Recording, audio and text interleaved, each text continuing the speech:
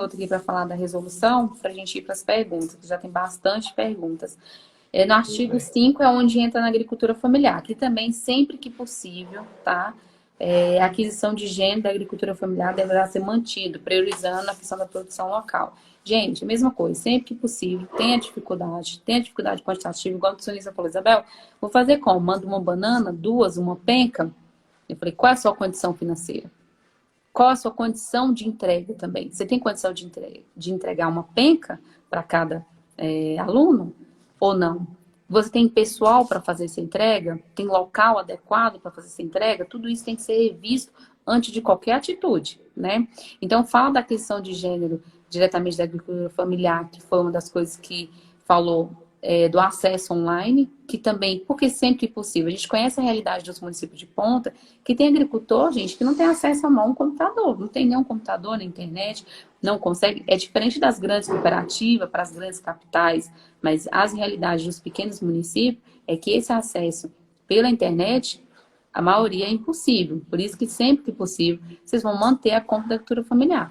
Existe 3 justificativas da não compra da agricultura familiar, né? Não tem produção, não tem inspeção, não tem nota fiscal. E agora entrou mais uma justificativa. Vocês vão ter que tentar comprar da agricultura familiar, não conseguindo comprar da agricultura familiar, por pedindo os projetos de venda por e-mail, né? Outras formas, vocês vão ter de justificar porque não conseguiu comprar da agricultura familiar.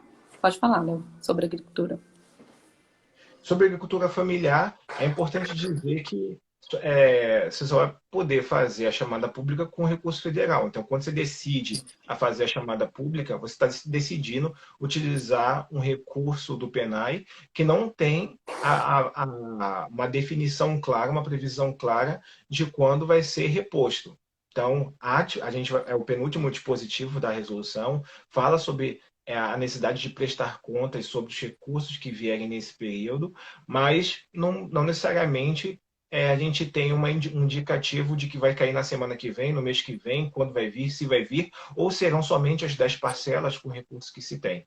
Então, é importante saber disso. Quando utilizar a chamada pública, vai ter a chance de fazer a distância, vai ter a chance, se assim for oportuno para o município, para o Estado, utilizar, fazer uso desse dispositivo, mas sabendo que vai utilizar recurso federal para fazer a chamada pública. Entendi. Os demais artigos aqui comentam sobre a questão da prestação de contas, né, que vai manter a definição que tem na resolução 26, a forma de prestação de contas.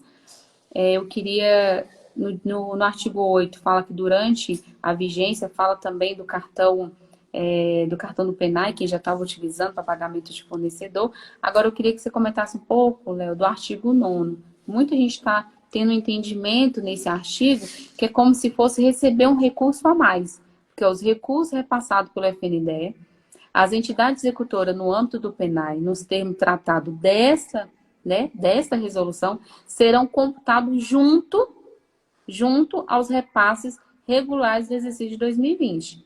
Então, dá um duplo entendimento, como se o FNDE fosse repassar algo para esse período e fosse depois juntar com o que é regular para a prestação de conta. Então, assim, várias pessoas comentaram sobre esse duplo entendimento. O que você entende? Mostra que se o governo federal conseguir, se o Congresso aprovar um orçamento incremental, suplementar a conta da União para o PENAI, já tem uma resolução dizendo que vai se somar esse recurso suplementar, se vier, ao recurso regular para prestar contas. Outro dispositivo que não precisaria existir é de se imaginar que todo recurso federal descentralizado por convênio, repasse automático ou não, caindo na conta da entidade executora, ela vai ter obrigação de prestar contas. Isso. Exato. Se não tivesse essa resolução, o cumprimento da matéria, do conteúdo desse dispositivo continuaria sendo verdade. O problema é criar a expectativa de recurso, mas não ter uma previsão. Eu não faria uma chamada pública sem saber, sem me dispor a utilizar o recurso que eu tenho em caixa, ou sem ter uma certeza de que vai cair no mês que vem um dinheiro a mais, um recurso financeiro a mais para arcar com isso. Eu utilizaria recurso próprio meu, faria dispensa de licitação, compraria da agricultura familiar e atenderia por minha conta e risco com o meu dinheiro, porque sobre ele eu tenho noção de quanto chega, quando chega e como chega. Entendi. É uma discussão assim, porque os municípios eles têm que entender, assim, tá tendo uma discussão sim dessa complementação, tá? Tanto o deputado que puxou o PL da lei, como outros também já falaram com a gente ajudou a fazer a justificativa, né, Léo, sobre essa questão de aumentar o recurso, provando que precisaria de mais ou menos, hoje o FNDE está em 4 bilhões e 100 milhões, mais ou menos 1 bilhão e pouco para poder ter pelo menos essas parcelas para complementar, mas não tem nada ainda concretizado. Tem discussão, sim, né, com o ministro, de ter esse aumento, mas ainda não tem nada. Então, por isso que eu falei que antes de iniciar, já que está autorizando, a primeira coisa é ver as condições financeiras, condições de entrega, se eu vou conseguir atender todo mundo. Tanto que a primeira pergunta aqui, Léo, ao invés de caráter universal, há como optar em somente atender com esse gênero apenas os maior vulnerabilidade? Os alunos com maior vulnerabilidade? Vamos lá. Com recurso federal, a resposta é não, porque a lei 11.947 continua em vigor e a 13.987 não alterou sobre esse ponto. O direito à alimentação escolar é universal. Então, se você vai utilizar o recurso da União, chegar a você, você não vai fazer esse tipo de critério, esse tipo de distinção.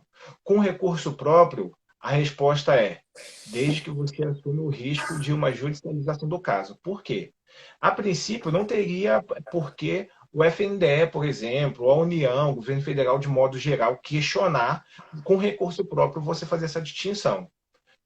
A questão é que a gente está percebendo que alguns estados, o Ministério Público de São Paulo é um caso, o Estado de São Paulo é um caso, o Ministério Público, a Defensoria Pública também do Estado, tem provocado tanto a Prefeitura quanto o próprio Estado a fazer a distribuição de alimentos para todos, acreditando que baseando exatamente na Lei 11.947, que diz que o direito universal à alimentação escolar deve ser garantido, é um princípio constitucional da alimentação à criança. Então, isso posto, você assume o risco de, com recurso próprio, ser provocado pelo Ministério Público a entregar somente a entregar a todos e não só me desculpe, entregar todos não somente a um grupo específico. Já no caso do Paraná, o Ministério Público foi um dos primeiros a se manifestar a favor de entregar e entregar atendendo àqueles que estão em estado de vulnerabilidade.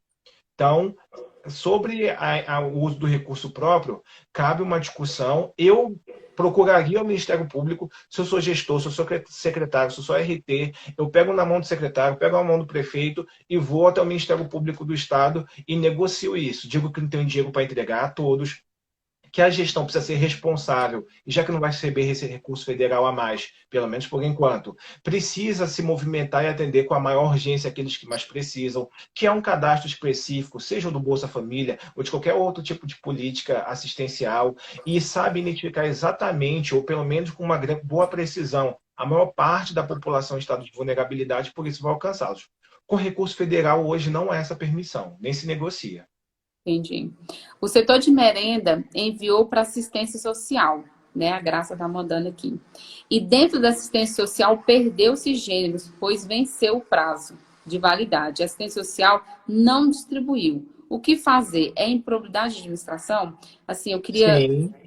deixar bem claro aqui que esse recurso é da educação, a responsabilidade é da educação, a RT ela é responsável pela a parte nutricional. Se vocês fizer parceria com a assistência social, vocês não podem esquecer que não isenta a responsabilidade da Secretaria de Educação. Isso tudo tem que estar por escrito. A assistência social ela pode ajudar na distribuição, mas aí vocês têm que discutir prazo e tudo, porque não vai isentar, porque querendo ou não, por mais que vocês passarem para a assistência social e a fiscalização da Secretaria de Educação, cadê a participação do CAI? E a participação da nutricionista, né? Então, isso sim pode ser, né, Léo, ser questionado de uma improbidade administrativa, sim, para o Com certeza. município.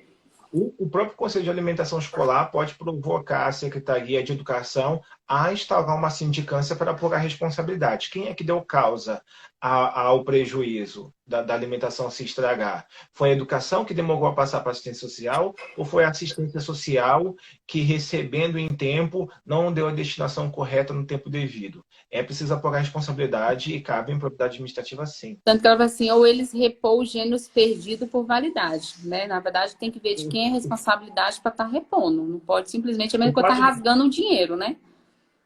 O fato de repor o dinheiro que se deu prejuízo, digamos que os alimentos estragados valiam R$ 1.000. O fato do gestor que deu causa, do funcionário que deu causa, repor os R$ 1.000 não o isenta de responder por probidade administrativa. Porque ele vai ter que repor e ainda receber uma multa, uma advertência. Então, a reposição é uma boa prática, reduz provavelmente a sanção dele, a pena dele, mas não o isenta de responder administrativamente.